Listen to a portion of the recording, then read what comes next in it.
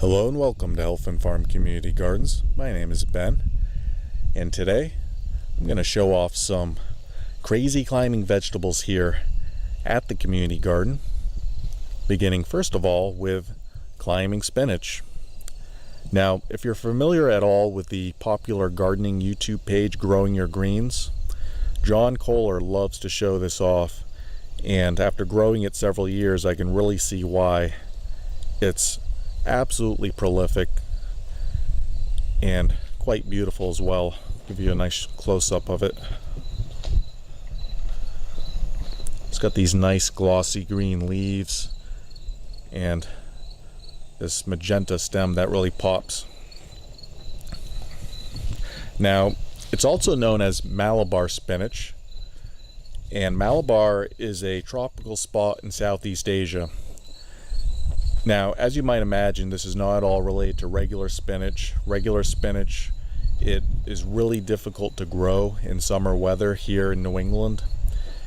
And Malabar spinach, on the other hand, absolutely loves the boiling hot temperatures, so much so that I just knew that planting it in our greenhouse here would give us even better growth.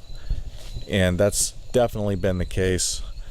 You wouldn't know by looking at it, but this has been heavily harvested by gardeners here at the community garden, but it's more than kept up with the harvest, and it's really almost impossible to harvest too much of it. We grew this as a pick your own project, Josh and I, as a fun thing to do for gardeners, and it's been pretty popular. The leaves themselves, to my taste, are actually more mild than spinach, especially if you are going to cook them. Now, if you eat them raw, it kind of depends on the maturity level of the leaf. The larger leaves are thicker, smaller leaves are thinner, but a lot of people eat it raw as well. And definitely worth doing if you like doing unusual things, if you want to grow it as an attractive center piece in your garden. We may actually be selling plants next year at our plant sale fundraiser. If you're interested, let me know and I can be sure that we'll have it. One thing about it is it does take a while to get going, so be forewarned. It will not do much for a couple months, but once it gets going, it grows inches per day, and it's a really fun thing to do. While I'm in here, I'd also like to point out our tomatoes, and these are being grown by Marlene and our volunteers for local soup kitchens. And I just wanted to point out how you can train them to climb. We don't think of tomato plants as climbing vegetables, but they'll definitely do that. We've got some plants here that are probably pushing 9 or 10 feet. We've got them trained on strings that go up to those trusses on the roof of the greenhouse. And we found that the tomato plants do really, really well in the greenhouse. And I think one of the reasons for that is it's just much drier in here. The foliage of tomato plants, when it gets wet, they get much more prone to that blight that we see just consistently here on the east coast of the US. So these plants, you can see how healthy they are, but with the recent rains, people's tomato plants outside have been just totally hammered by blight, and it's just unavoidable unless you can keep your tomato plants dry like we've been doing here in the greenhouse, which has been a nice plus that we hadn't considered. I'm going to show off some other plants while I have the time. Hope everyone's having a great day. We've actually seen the weather clear up nicely here. It's been quite hot and humid for the past month or two, but for the past week or two it's cleared up and it's drier, and nice weather to catch up on a lot of chores here at the community garden. So here is another climbing plant on this back fence here. It's called a Mexican gherkin, and it is a cucumber. Now both the plant and the cucumbers are miniature in size, so it's quite unusual. Even more unusual is the appearance. I'm going to show you here. They look like mini watermelon, but they're definitely cucumber. They're about the size of grapes when they're ready to harvest. can see they get slightly larger like this one here. And they've got a slight sour flavor. They're really interesting to grow. Got quite a few if you hunt around in here.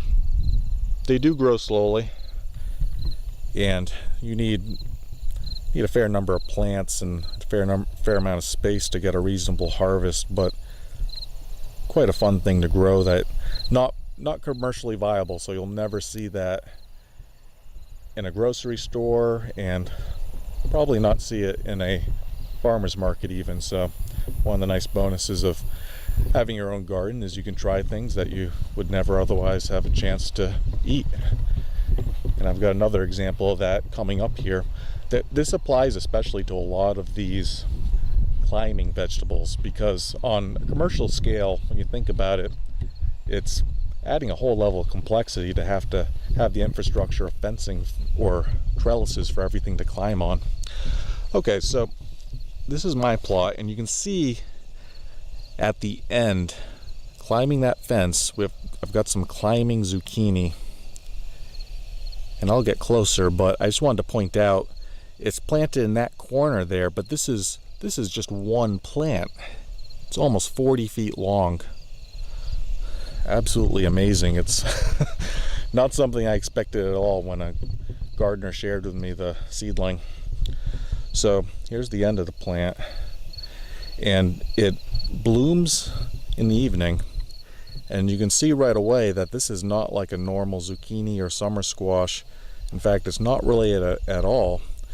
The flowers, instead of being those elongated yellow flowers, it's a white, almost daisy-like flower.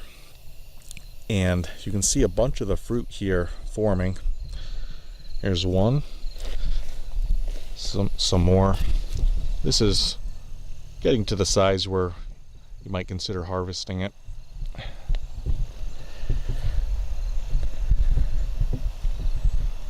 There's a bigger one here. And now, be forewarned, this is the as big as they get. Absolutely enormous. I ate one that wasn't quite this size, but getting close to 2.5, 3 feet, and it was actually quite good. Normally if you wait for a zucchini or a cucumber or anything in that family to get this big when you eat it, it'll just be inedible and just seedy and just not usable. But this was actually pretty good, and the flavor is a little different than squash, than summer squash and zucchini. It's got more of a fresh cucumber-like flavor. It makes a nice counterpoint if you're cooking it with something like beef or a heavy spicy curry. Sort of the way you'd use tomatillos as a fresh counterpoint to stronger, richer flavors. And the plant itself is in the gourd family, so if you're familiar with bottleneck gourds or the gourd that they use to make the loofah sponge, it's in that family, so that explains why it gets so big. But it doesn't seem to get the diseases we see with other plants.